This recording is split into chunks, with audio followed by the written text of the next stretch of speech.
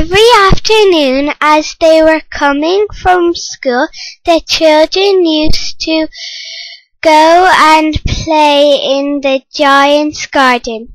It was a large, lovely garden with soft green grass here and there.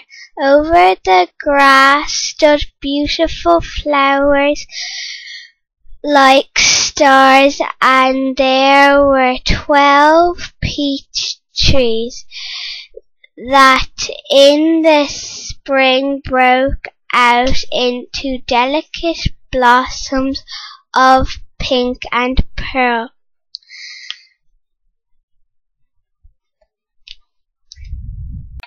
And in autumn bore rich fruit. The birds sat on the trees and sang so sweetly that the children used to stop their games and in order and listen to them. "How happy we are!" they cried to each other. One day the giant came back. He had been to visit his friend, the Cornish ogre, and had stayed with him for 7 years. After the 7 years were over, he had said all that he had to say, for his conversation was limited, and he was determined to return to his own castle. When he arrived, he saw the children playing in the garden. "What are you doing here?" he cried in a gruff voice, and the children ran away. "My own garden is my own garden," said the giant, "and anyone can understand that, and I will allow nobody to play in it but myself." So he built a high wall around it and put up a notice board. "Trespassers will be prosecuted." The poor children had nowhere to play. They tried to play in the road, but the road was very dusty and full of hard stones, and they did not like it. They used to wander around the high wall when their lessons were over and talk about the beautiful garden inside. "How happy we were," they said to each other. The spring came all over the country. There were little blossoms and little birds, only the garden of the selfish giant, it was still winter. The birds did not care to sing in it as there were no children. The trees forgot to blossom. Once a beautiful flower slipped his head out from the grass. But when it saw the notice board, it was so sorry for the children that it slipped his head back into the ground again and went off to sleep.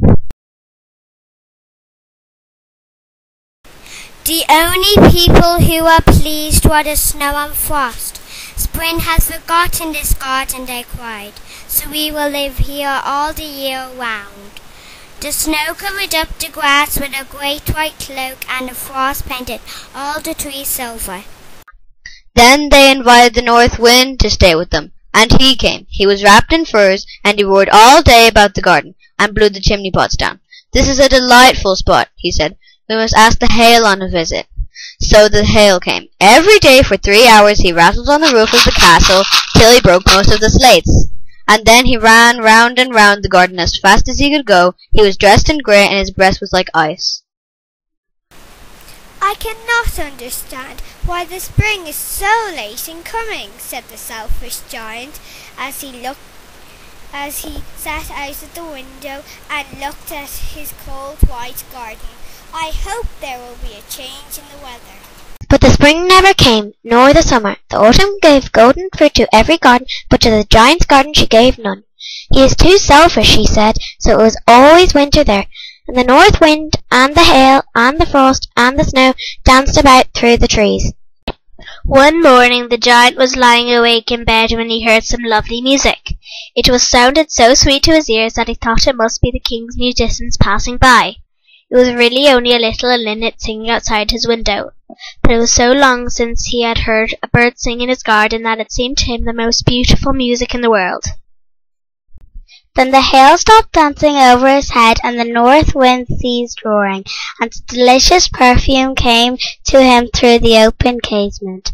"I believe the spring has come at last," said the giant, and he jumped out of bed and looked out. What did he see? He saw the most wonderful sight. Through a little hole in the wall the children had crept in, and they were sitting in the branches of the trees. In every tree that he could see there was a little child, and the trees were so glad to have the children back again that they covered themselves with blossoms, and were waving their arms gently above the children's heads. The birds were flying above and twittering with delight, and the flowers were looking up through the green grass and laughing. It was a lovely scene, only in one corner it was still winter. It was the farthest corner of the garden, and in it was standing Little Boy. He was so small that he could not reach up to the branches of the tree, and he was wandering all round it, crying bitterly. The poor tree was still covered with frost and snow, and the north wind was blowing and roaring above it. "Climb up, Little Boy," said the tree, and it bent its branches as low as it could, but the boy was too tiny. And the giant's heart melted as he looked out the window. "How selfish I've been," he said. "Now I know why spring wouldn't come here. I will put the poor little boy on the top of the tree, and then I will knock down the wall, and my garden shall be the children's playground forever and ever." How was really sorry for what he had done. So he crept downstairs, opened the front door quite softly, and went out into the garden. But when the children saw him, they were so frightened that they all ran away, and the garden became winter again. Only the little boy did not run, for his eyes were so full of tears that he did not see the giant coming, and the giant stole up behind him, and took him gently in his hands and put him up in the tree. And the tree broke at once into blossoms, and the birds came and sang on it, and the little boy stretched out his 2 arms and flung them around the giant's neck and kissed him. And the other children, when they saw that the giant was not wicked any longer, came running back, and with them came spring. "It is your garden now, little children," said the giant, and took a great axe and knocked down the wall.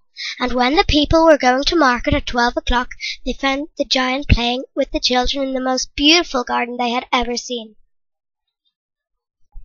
All day long they played, and in the evening they came to the giant to bid him goodbye. "But where is your little companion?" he said. "The boy I put into the tree."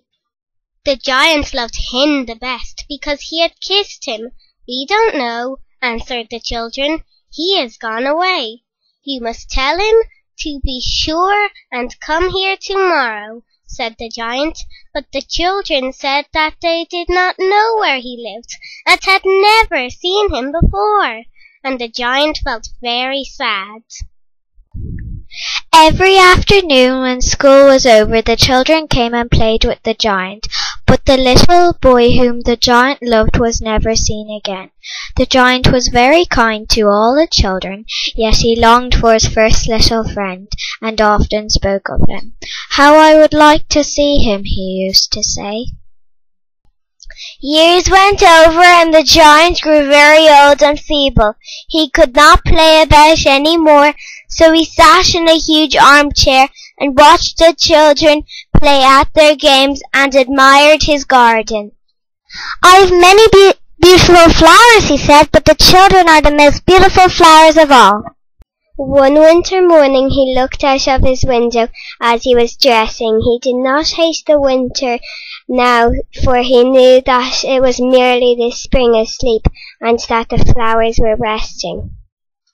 Suddenly he rubbed his eyes in wonder, and looked and looked. It certainly was a marvellous sight. In the farthest corner of the garden was a tree quite covered with lovely white blossoms. Its branches were all golden and silver, fruit hung down from them, and underneath stood the little boy that he had loved. Downstairs ran the giant in great joy and out into the garden. He hastened across the grass and came near to the child. And when he came quite close, his face grew with anger, and he said, Who had dared to wound thee? For the palms of the child's hands were the prints of 2 nails, and the prints of 2 nails were on the little feet. Who had dared to wound thee? Cried the giant. Tell me that I may take my big sword and slay him. Nay, answered the child, but these are the wounds of love. Who art thou? Said the giant, and a strange awe fell on him, and he kneeled before the little child. And the child smiled on the giant and said to him, You let me play once in your garden. Today you shall come with me to my garden, which is paradise. And when the children ran in that afternoon, they found the giant lying dead under the tree, all covered with white blossoms.